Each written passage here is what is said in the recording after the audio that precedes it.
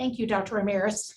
So in our time today, I want to spend the half hour talking about Sentinel events and specifically how to manage the Sentinel event process when the outcome is associated with an infection that was acquired or attributed to the provision of healthcare. So our objectives today are to talk about a process for evaluating death or serious injury, but most of the time when we are talking about a sentinel event involving infection, death is the outcome of interest.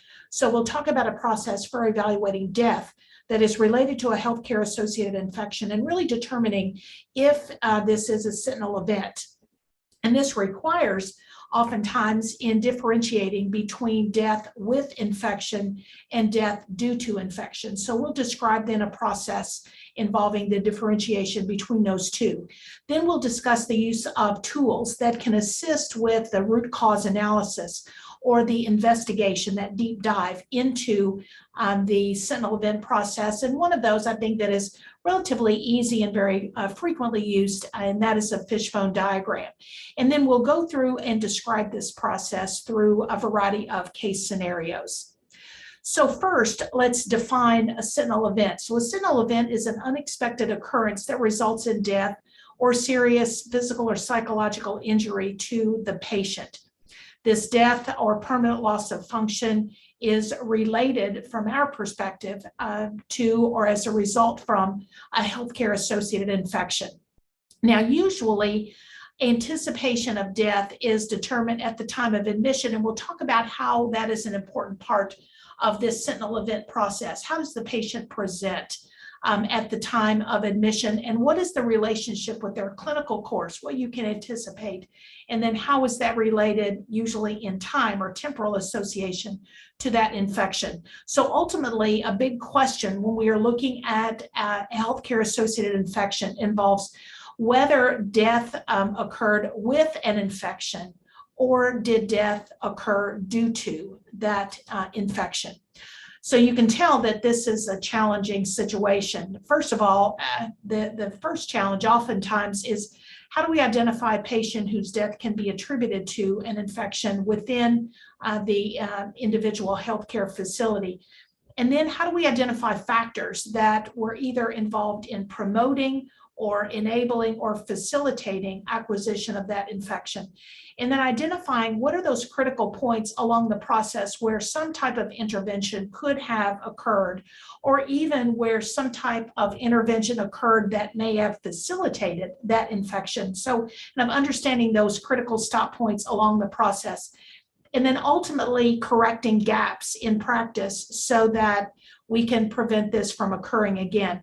So this is an important concept to grasp right now, and that is that when we are looking at a healthcare associated infection that is in some way associated with the death or serious injury of a patient, our job at that point is to try to understand what happened because we want to prevent it. So therefore, if we deny that it ever occurred, or we try to go from a route where we are either excusing or understanding how that could have occurred, then we're not doing everything we can do to actually prevent it. So that means that, instead of opting into the process, we really need to have an opt-out. We assume that any death that occurred in a patient that had signs and symptoms of infection is a sentinel event unless we prove otherwise. So I mentioned that there are two really key points in this process, and that is one, looking at the condition of the patient at the time of admission.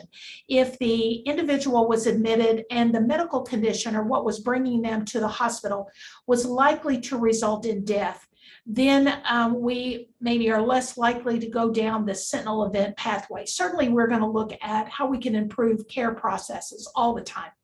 But if the individual came to the facility, they were in serious condition, death was likely, and then death occurs, even if an infection was present, we would be less likely to evaluate that as a sentinel event. Second point of consideration is, what was the condition at the time of diagnosis of the healthcare associated infection? If the medical condition was likely to result in death, and death occurred, then this may have been death due to an infection as opposed to death with of an infection. So if the medical condition was likely to result in death, you answered yes, then that may kind of guide your thought process in whether or not this is a sentinel event or whether this is a person who was seriously ill. Yes, we identified the infection as they were part of that critical part of their illness. And so death may have been due to infection versus with infection. So always a very important consideration. But I want to bring this algorithm out for us to use today. This was an algorithm that Dr. Ramirez and I worked on and have used multiple times across many different types of facilities and helping really get a thought process for evaluating sentinel event and what this means with respect to the response within the individual organization. So I will print this out and use this when I'm evaluating a particular patient situation. And I'll oftentimes use a highlighter. So I just highlight my thought process down this algorithm so I can keep that as part of my files. Now, it doesn't go into the patient's medical record, but I keep it as part of my files as part of a sentinel event evaluation, or whether or not a particular patient's case was reviewed. And it helps me show the process that I think this was going down the sentinel event pathway or not. And then I can use the back of this paper then to keep any types of notes. This becomes important because you may be called upon to remember what your thought process was some months down the road. Maybe the patient's family decides to file suit, or there is a question about this particular patient. If you've got your notes and you are showing your thought process at the time, it can be really quite helpful for you in really recreating what you were thinking or your approach at that time. So let me start off with using some case scenarios. So during the month of April, there were 10 deaths in your hospital or in your facility. 2 of those patients died in the emergency department. That death was due to trauma or overdose. 3 died in the hospital within 48 hours of admission, and these were not patients who are returning to hospital. They had no prior admission to the hospital, or their admissions to the hospital were were more than a month ago, and their deaths were anticipated.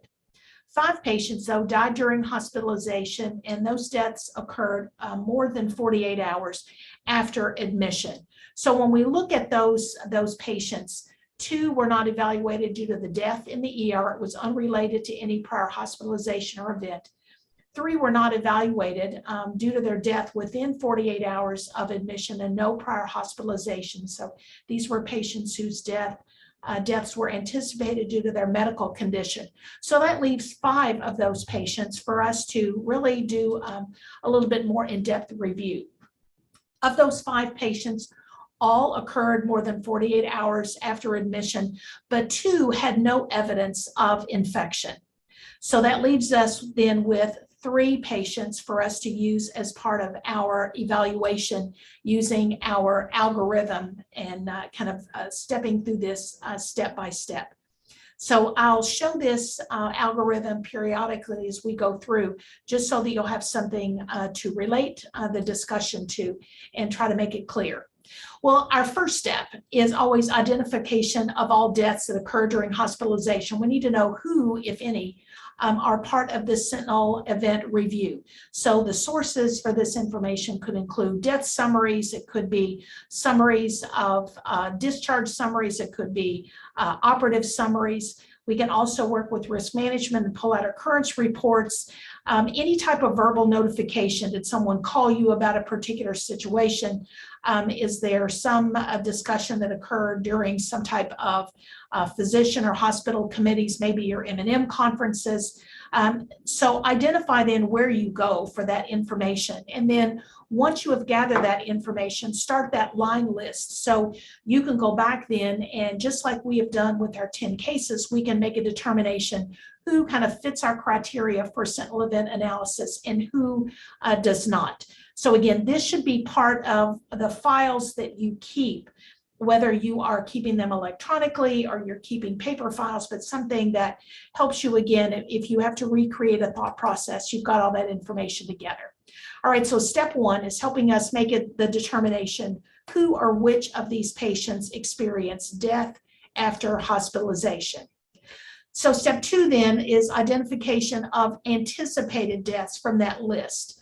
So which of the patients that we identified as having died in the hospital after, as part of that step one, what were those conditions at the time of hospitalization? Now, again, this is primarily based on the condition at the time of hospitalization, but not always. You may have somebody that, came into the hospital, you knew they were ill enough to be admitted, but we're having to follow them and get a little bit more information.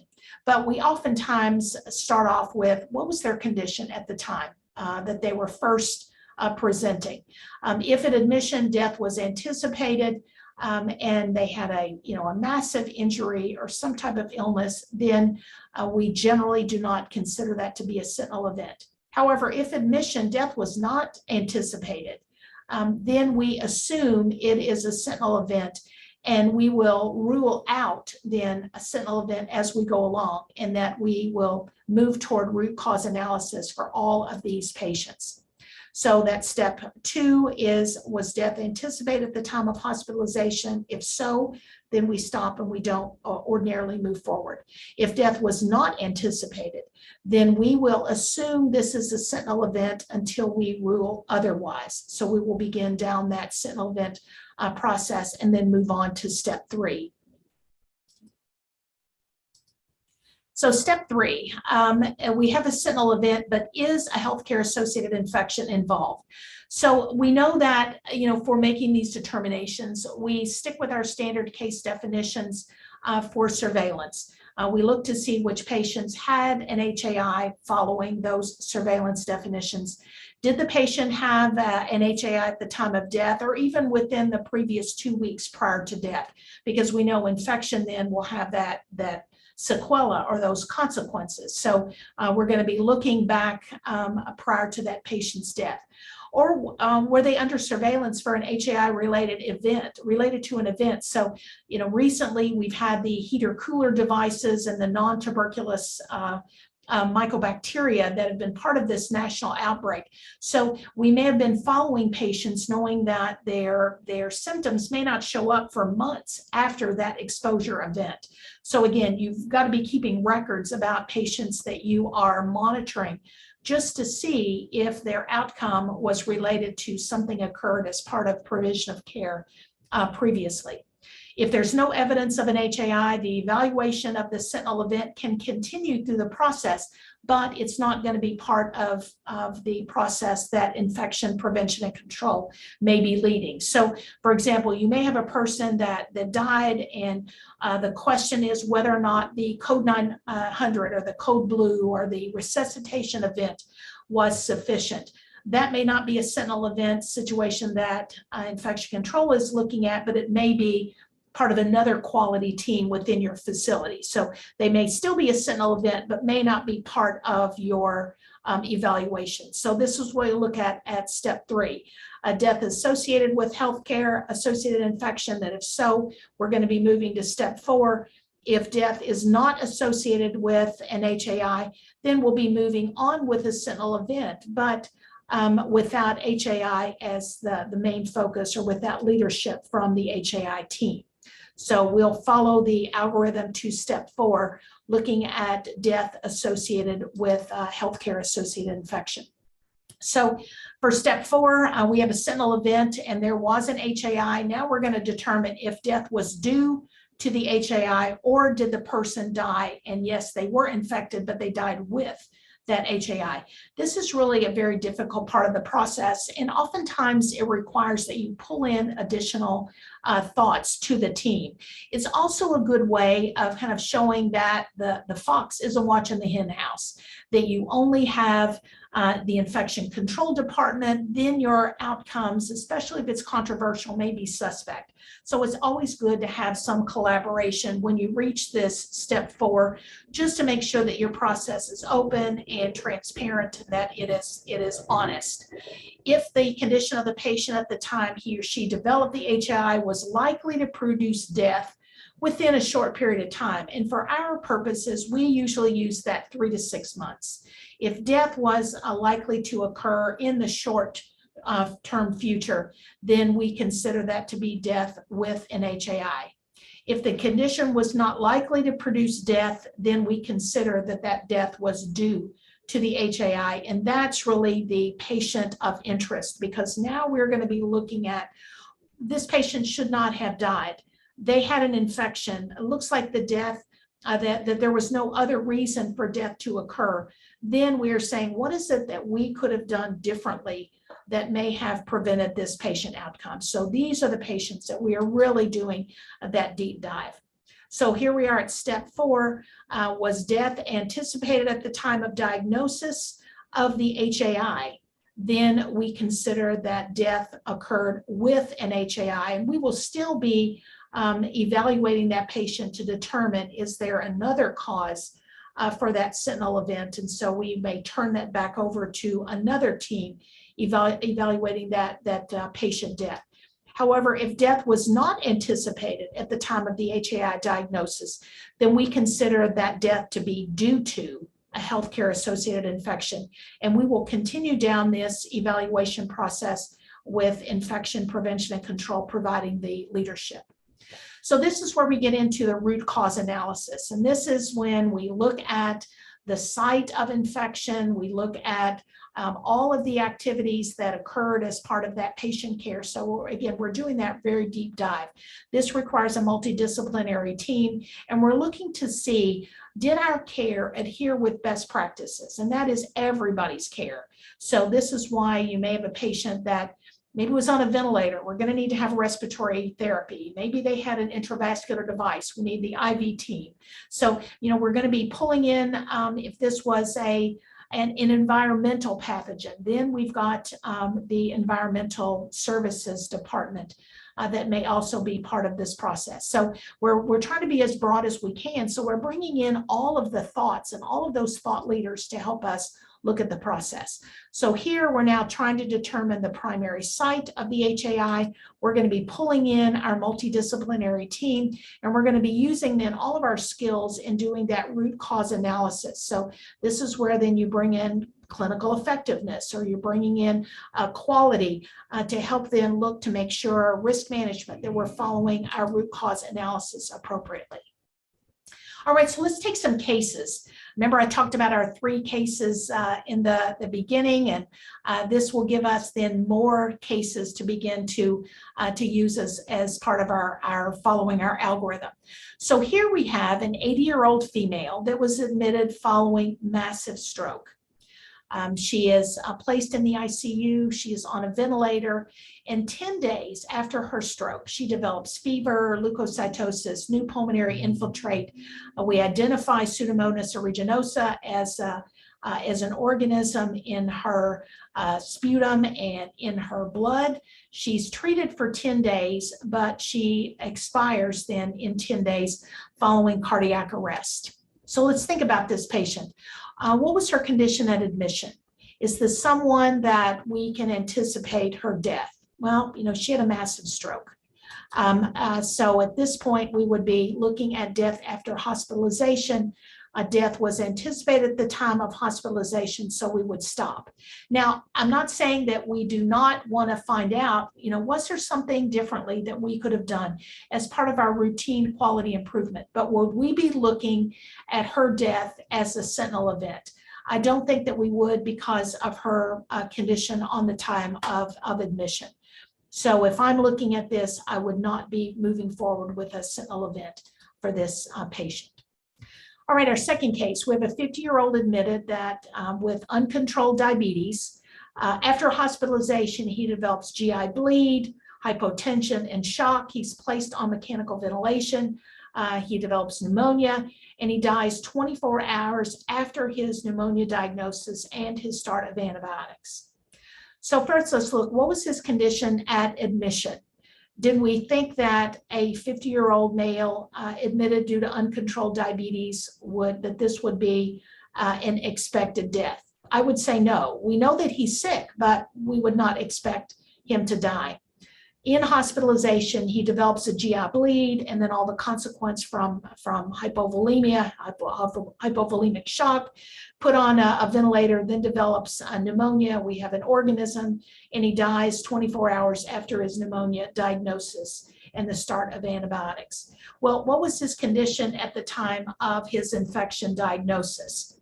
Well, we think, you know, he died 24 hours after his pneumonia diagnosis. So we didn't know about his pneumonia, but we knew he was seriously ill, and we knew that he had developed shock. So this is one that I think it becomes a little bit more clear on how we're separating death with infection or death due to infection. So here's a person that we would not anticipate his death at the time of hospitalization, so this would be a sentinel event to evaluate. Was death associated with infection? Well, we certainly identified an HAI. We identified pneumonia in a person that had been hospitalized for several days. But let's look at his condition. At the time his HAI was diagnosed, he had already experienced this massive GI bleed, shock, hypovolemia. So he certainly had an incident during hospitalization, but was the infection the cause of his death? I think in this situation, it was clearly his GI bleed and his hypovolemic shock, and leading to his need for mechanical ventilation and then a development of pneumonia. So we knew about his pneumonia 24 hours before he died. So this patient, we would be looking at his hypovolemic shock, and why did he develop a GI bleed in the hospital? Why did he get in that condition? So his evaluation of sentinel event would be for a patient that died with infection, but not due to infection. So we would be passing this sentinel event review off to our team that is looking at why did this person develop GI bleed and this poor outcome. And so he had identification of an infection, but after his course largely was already being anticipated. So death was anticipated at the time of that diagnosis, therefore death with HAI. All right, let's look at our third case. We have a 36-year-old male hospitalized for a bone marrow transplant for leukemia treatment. He's in the hospital 40 days. He's undergone this successful bone marrow transplant. He's ready to go home, but now he spikes a temp of 102. He's got a new pulmonary infiltrate. We see that this meets our surveillance definition for pneumonia. We have an organism identified, and then he expires 5 days later from severe sepsis. So what was his condition at the time of admission? Well, clearly he had leukemia, but he was coming in for a bone marrow transplant. So we would not expect him to die. Would we be surprised? No, but we would not expect his death. And we see over the course of his hospital care, he obviously had his transplant. He's doing well. He's ready for discharge. But at the time he is ready for discharge, now he develops an infection. So what was his condition at the time of infection diagnosis? Well, it was good. We would not have expected this outcome, and we did not expect infection. So this is an example of a patient who died with a healthcare-associated infection. He has the new pulmonary infiltrate and the Acinetobacter baumannii. But we did not anticipate his death at the time of his diagnosis. He developed a fever. We have an organism, but we would not expect him to die. So this death was due to healthcare-associated infection. So we're thinking, had we been able to prevent this infection, we should have been able to prevent that patient's death. So we're going to be going to great lengths to look at how did infection occur, convening that multidisciplinary team, and then starting that root cause analysis to try to understand death due to this event. So this is an example. I mentioned that, using something like a fishbone diagram is very helpful, where you're really you're pulling this event apart. You're pulling it apart. Why did this person develop this infection? Who all might have been involved? Was it the care? Was it technique? Was it education? Was it antimicrobial use or something else? So you're really trying to do a complete deep dive into how this pneumonia developed and what could have been done to have prevented development of pneumonia that then ultimately resulted in death. So you can tell how problematic and how difficult this can be and why a multidisciplinary team is important. The biggest problem often is knowing which patients to evaluate, and having then some type of an algorithm that can guide your decision making can be very helpful, because you've got to determine, was the death with infection or due to infection. And so some judgment is required. And so therefore that transparency of the discussion is important, because much of this may be considered to be controversial. So keeping your notes on your papers can help you then recreate thought processes if in the future you need to do just that. And then we're always looking at the care that was provided as part of the big picture of healthcare within that organization. So pulling in all of those components of quality and risk management are important. Now, I've included this journal article. If you want to go back and take a look at that, there is some additional information included in this article, an additional worksheet that may be helpful. And as I mentioned, although we have used this for a number of years, it has proven to be very helpful and very stable over time in helping us to evaluate these types of situations. So making sure that we are pulling together those tools of the trade, our quality teams, our clinical effectiveness teams, helping us look at a number of those methods like the plan, do, check, act, our PDCA cycles, looking at our data visualization and analysis using various charts, root cause analysis, and failure mode effects analysis. So these are just a variety of the tools that we can use to help us look at Sentinel events. And I hope that this evaluation and our time spent together for the last 30 minutes has been helpful. And I look forward to taking your questions and answers. So Dr. Ramirez, let me turn this back to you.